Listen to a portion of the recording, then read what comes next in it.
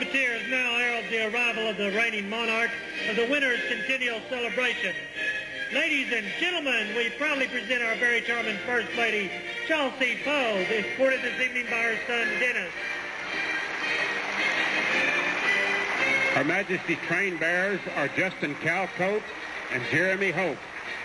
The Royal Attendants are Allison Calcote and Lindsay Springer.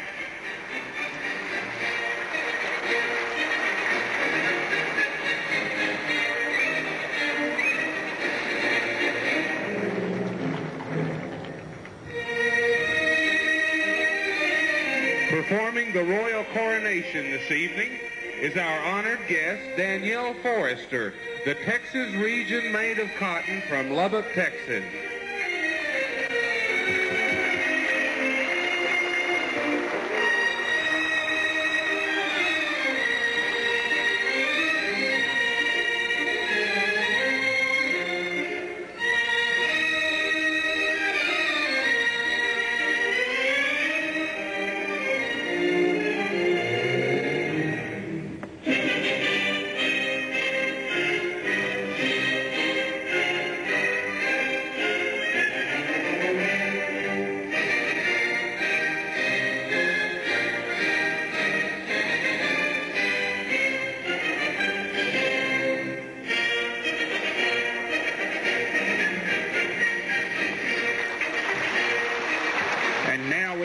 From our First Lady.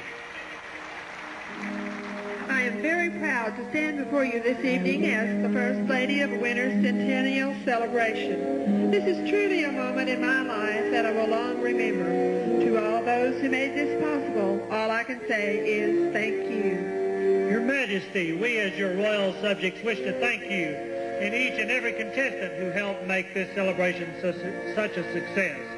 Lady Charlsie, may you long remember this evening as the people of your winters unite at one time in the remembrance of the glory and wonders of this fine community, and say to everyone, Happy Birthday,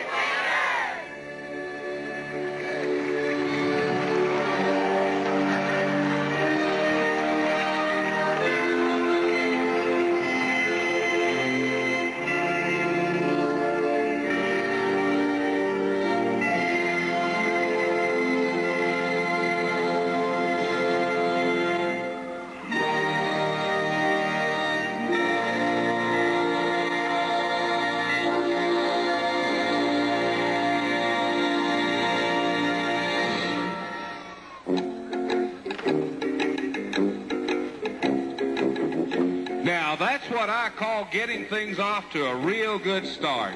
Texas style, that is. Evening, everyone, and welcome. I am both honored and proud to have been selected as your guide this evening as we journey together through the pages of this fine history book. Now, it is important for you to know that the story you're about to see is based on the history of America as well as the history of our area right here. One would not be possible without the other, for with the birth of each new settlement, important events took place, interlacing the panorama of history that would become the very foundation of America, her towns, and her people.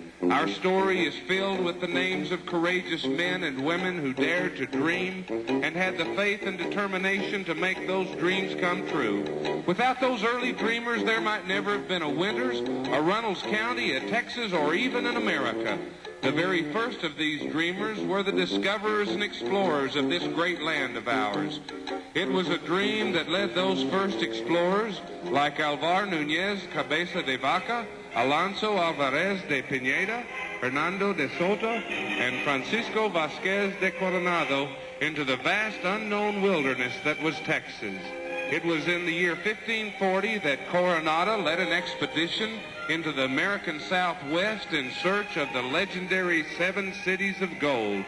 In the spring of that same year, the expedition passed through part of what is now Runnels County in West Texas to a place called Powder Canyon near the present city of Amarillo.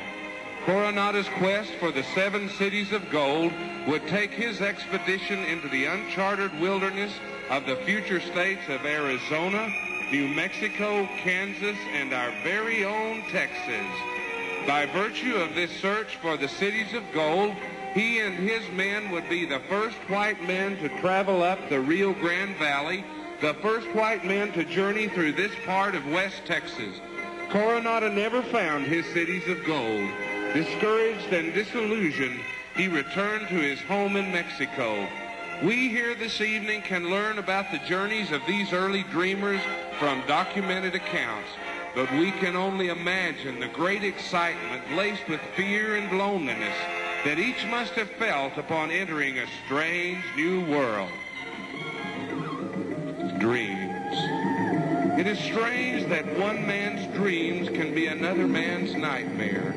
As those first discoverers and explorers journeyed on in search of their dreams, still another man watched and waited for his dreams to be shattered by a nightmare that was to follow as surely as night the day.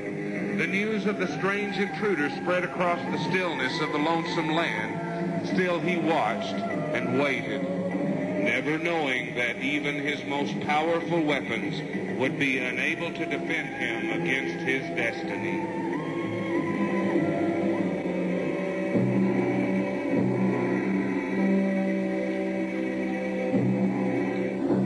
That other man of which your history speaks. Tonight, I have risen from the distant past to tell the story of my people and how it once was. Long before your explorers set foot in the New World, my people had built their villages and given birth to many generations. Red man, Indian, savage, give us any name, but remember our identity as the landlords of America. Many suns have set since this land of West Texas knew the abundance of wild beasts that roam free and unchallenged. It was here upon the Great Plains and along the banks where the river runs red that the mighty tribes of Apaches, Kiowas, and Comanches once built their villages and wandered unchallenged and unafraid. And it was here that my people lived on the land, from the land, and with the land. The marriage of man and earth was guarded jealously, and any intruder meant danger. But this night, there is to be no talk of evil among my people, for there is to be a ceremonial.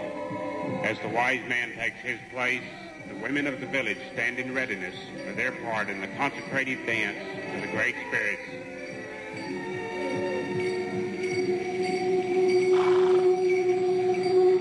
I offer this to Wakanka of the sky and bid him remove all evil spirits and let the tribe live in peace. I offer this to Makanhina, Mother Earth, and thank her for the abundance of the land. And to you, Itokaza, who dwells where the sun continually returns, may the sun shine in full upon us, and let the tribe live with the brightness of your spirit. And to you, Wazihita, who dwells with the cold north winds, spare us the hardships of the long cold winters, yet give us the strength of your thunder and the speed of your lightning. Wahinapata, who dwells where the sun falls, let the moon's majestic splendor seep into our bodies as we sleep. And to you, Wakantaka, the winds of the heavens, may you keep our bodies young and the spirit of our soul free.